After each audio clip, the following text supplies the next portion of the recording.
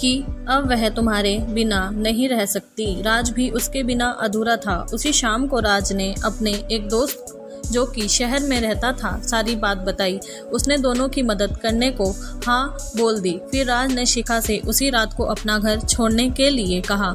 राज, शिखा, यदि तुम चाहती हो कि हम दोनों एक हो जाएं तो हमें अपना घर छोड़ना ही पड़ेगा, क्योंकि इस समाज में लोग सच्चे प्यार को समझते कहाँ हैं। शिखा, राज, क्या घर छोड़ने के अलावा कोई दूसरा उपाय नहीं हो सकता? राज, तो क्या यह सब मेरे लिए आसान है? यह दोनों के लिए ही मुश्किल था, लेकिन प्रेम परवान चढ़ चुका था। शिखा ने भी अपनी सहमति दे दी। यह दिन दोनों के लिए बदलाव का दिन था। शिखा ने अपने जरूरी कागज और कुछ कपड़े एक बैग में डाले और राज के इशारे का इंतजार करने लगी। रात के लगभग 11 बजे होंगे। पीछे की टूटी खिड़की जो कि शिखा का कमरा था से राज ने उसे संकेत किया। सभी सो रहे थे। यह वह समय था जब वह अपने भाई व पिता को हमेशा के लिए छोड़ रही थी। वह जानती थी वह जो कर रही है वह ठीक नहीं, लेकिन फिर प्यार के सामने उसे जो ठीक लगा वही किया। सुबह होने से पहले वह पास के शहर पहुंच गई। वहां राज का दोस्त उसका इंतजार कर रहा था। उसने एक वकील से भी बात कर ली थी जो उनकी कोर्ट मैरिज कराने को तैयार हो गया था। पैसों का इंतजाम उनके पास अधिक न था तो राज ने अपने बहनोई को फोन लगाया जिनसे कि राज की अच्छी बनती थी। उन्होंने दोनों की आर्थिक मदद करने की हाँ कर दी। इधर सुबह होते ही गाँव में खबर आग की तरह फैल चुकी थी। पता नहीं कैसे किसी लड़के ने शिखा के पिता को उसके व राज के बारे में सब कुछ बता दिया। शायद कभी किसी ने उन दोनों को बात करते देख लिया होगा। पता चलते ही शिखा के पिता और 15-20 समाज के लोग लाठी और बंदूकें लेकर राज के घर पहुंच गए। उस समय घर में केवल राज की बहन और माँ थी। पिता खेत पर गए थे, इस बात से अनजान थे। जब लोगों ने उन्हें इस घटना के बारे में बताया तो वे हक्के बक्के रह गए, क्योंकि वे भी एक जवान बेटी के पिता थे। सब लोग राज को ही आरोपी बता रहे थे कि उनका बेटा उसकी बेटी को लेकर भाग गया। लेकिन सच बात तो यह है कि प्रेम तो दोनों ने ही किया था, लेकिन शिखा तो सभी नासमझ मान रहे थे और हर दोष राज के मत्थे मढ़ा जा रहा था। कोई कह रहा था कि घर में आग लगा दो, तो कोई उसका बदला उसकी बहन व माँ को बेइज्जत करके लेने को कह रहा था। उनमें से कुछ अच्छे लोग भी थे जो उन्हें समझा रहे थे। शाम हो गई। कुछ लोगों ने राज के पिता से आकर कहा कि वे राज की माँ व बहन को किसी सुरक्षित जगह पर भेज दें, क्योंकि अभी माहौल काफ़ी ख़राब है। रात होते ही माँ और बहन को लेकर पिता वहाँ से निकल गए। उसी रात कुछ लोगों ने राज के घर व खेतों में आग लगा दी। सारी फसल जलकर नष्ट हो गई, लेकिन घर की आग को आसपास के लोगों ने मिलकर बुझा दिया। इस घटना से राज का पूरा घर बार अस्त व्यस्त हो गया। इधर राज ने शिखा से कोर्ट मैरिज कर ली। उसके बाद उसने अपने बहनोई के माध्यम से परिवार का हाल जाना। उसे बहुत दुख हुआ, लेकिन वह प्रेम के आगे मजबूर था। सभी घर वाले राज को ही बर्बादी का जिम्मेदार मान रहे थे और उसे कोस रहे थे।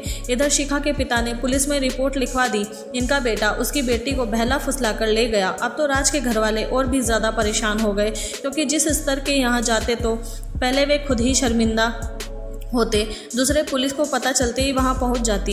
इस बात से सारा परिवार बहुत ही व्यथित हो गया था। जब उन्होंने दामाद की माध्यम से राज से बात की तो उन्हें पता चला कि दोनों ने शादी कर ली है और वे कुछ दिन बाद थाने में आकर अपने बयान दर्ज करा देंगे, जिससे पुलिस उन्हें परेशान नहीं करेगी, क्योंकि वे दोनों बालिग हैं। कुछ दिन बाद शिखा व राज ने पुलिस थाने आकर अपने बयान दर्ज करा दिए। वहाँ शिखा के पिता व भाई को भी बुलाया गया। शिखा पिता को देखते ही पहले तो डर गई। उसे यह डर अपने लिए नहीं बल्कि राज को लेकर था। कुछ दिन तो दोनों को काफ़ी परेशानियों का सामना करना पड़ा। फिर राज को एक कंपनी में नौकरी मिल गई। उसे वहाँ 5,000 रुपये मिलते थे, लेकिन वह दोनों खुश थे। एक कमरा किराए से लेकर भी दोनों रहने लगे। कुछ महीने बाद शिखा ने खुश होकर राज से कहा कि वह प्रेग्नेंट है। यह सुनते ही राज की खुशी का ठिकाना नहीं रहा। उसने एक बच्चे को जन्म दिया। यह उन दोनों की प्यार की निशानी थी, जिसे देख भी दोनों हमेशा खुश रहते। धीरे धीरे राज की सैलरी भी बढ़ गई। अब उसे कंपनी में उसके अच्छे काम को देखते हुए मैनेजर बना दिया गया। उसे काम का एक्सपीरियंस हो गया था। कुछ ही महीनों में उसने अपनी खुद की एक छोटी सी कंपनी डाल ली। शादी के 2-3 साल में ही उसने अपना खुद का मकान बना लिया। अब धीरे धीरे राज के घर वालों ने तो शिखा को स्वीकार कर लिया, लेकिन शिखा के पिता व भाई अभी भी उससे बात नहीं करते। लेकिन बहन सीमा से कभी कभी उसकी बात हो जाया करती थी और वह उससे ही परिवार के कुशल हाल पूछ लिया करती। धीरे धीरे स्थिति सामान्य हो रही थी। अब वे दोनों अपनी जिंदगी में काफ़ी खुश थे।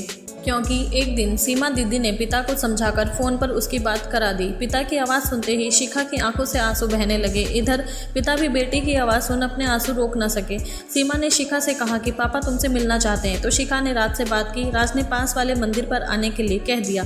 अपने बेटे अयान को साथ लेकर वह मंदिर पर चली गई। उसे देखकर पिता अपने आप को रोक न सके और शिखा को गले से लगाकर रोए जा रहे थे। पास खड़ा अयन भी उन्हें देखकर रो रहा था, लेकिन वह रोने का कारण नहीं समझ पा रहा था। शिखा ने अपने बेटे से पिता को मिलाया। उसे देखकर उसकी आंखें छलक आई। फिर राज के बारे में पूछा और कहा कि वह अब राज से भी मिलना चाहते हैं, तो शिखा ने फ़ोन कर राज को भी बुला लिया।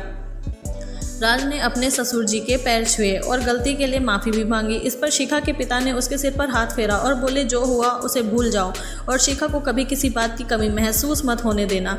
यह बिन माँ की बच्ची, मुझे भी इसे समझने में गलती हुई। शायद इसकी माँ होती तो कुछ समझ सकती, लेकिन अब तुम दोनों खुश रहो और खूब तरक्की करो। वे दोनों इसी तरह खुशी खुशी अपने जीवन बिता रहे थे। अचानक एक दिन शिखा के मोबाइल पर फ़ोन आया। फ़ोन राज के नंबर से था, लेकिन बोलने वाला राज नहीं बल्कि कोई और था। उसने कहा कि जिसका ये मोबाइल है उनका एक्सीडेंट हो गया है।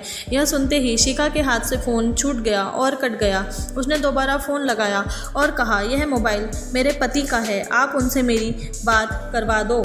उस समय राज को थोड़ा होश था। उसने शिखा से बात की कि वह ठीक है, वह उसकी चिंता ना करे, लेकिन वास्तव में एक्सीडेंट बहुत भयानक हुआ था और वह उस समय भी शिखा की चिंता कर रहा था कि वह बहुत परेशान होगी। फिर उसने शिखा से अपने बहनोई जिन्होंने उसकी शादी के वक्त उनकी मदद की थी को फ़ोन करने को कहा। शिखा ने उन्हें फ़ोन पर सब कुछ बता दिया और राज के कुछ दोस्तों और बेटे अयान को साथ लेकर वहाँ के लिए निकल पड़ी जहाँ एक्सीडेंट हुआ था। वह पूरे रास्ते राज से फ़ोन पर बात करती रही।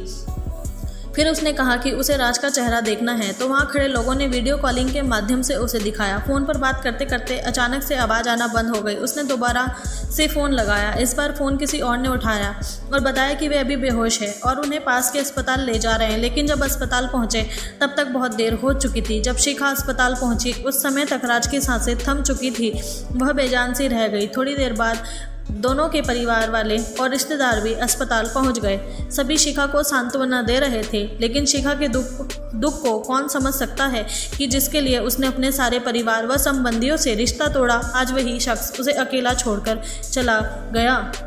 राज के पार्थिव शरीर को हॉस्पिटल से उसके घर पर ले गए। जिसको पता चला सभी उस मासूम अयान और शिखा के बारे में सोचकर अपने आंसू नहीं रोक पा रहे थे। अयान तो कुछ समझ ही नहीं पा रहा था। जब उससे मुखाग्नि दिलवाई गई तो वह जोर जोर चिल्लाए जा रहा था कि उसके पापा को वहाँ से उठाओ। उसकी बातें सुनकर वहाँ खड़े सभी लोग बहुत ही भावुक हो रहे थे। वे अपने आंसू नहीं रोक पा रहे थे। इधर शिखा बार बार बेहोश हुए जा रही थी। उसकी बहन व ससुराल के सभी लोग तभी उसे समझा रहे थे, लेकिन शिखा को बार बार राज का चेहरा और उसकी हर एक बात याद आ रही थी जो जीवन उन्होंने साथ बिताया था। वह बार बार रो रो कर यही कह रही थी कि उसके प्रेम विवाह को किसकी नज़र लग गई, अब उसका क्या होगा, उसके अयान का क्या होगा। वह तो चाह रही थी कि उसी समय अपने प्राण त्याग दे, लेकिन अयान के लिए उसे जीना था। उसे अयान के हर सपने को पूरा करना था जो राज ने उसके लिए संजोए थे। अब वह सिर्फ और सिर्फ अपने बेटे अयान के लिए जी रही है।